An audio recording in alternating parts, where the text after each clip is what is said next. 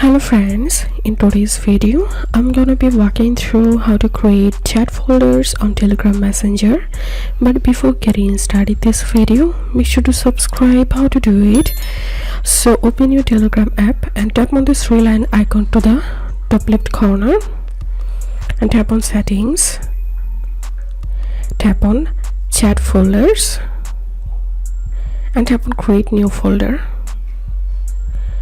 Enter here the folder name and include chats. You can add chats by tapping on this icon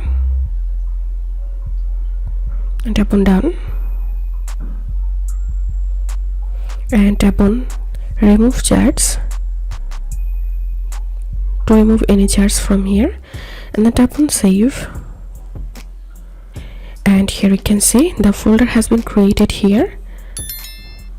So that's how you can do it. If this video helped you, give a thumbs up and please consider subscribe to how to do it. Thank you for watching.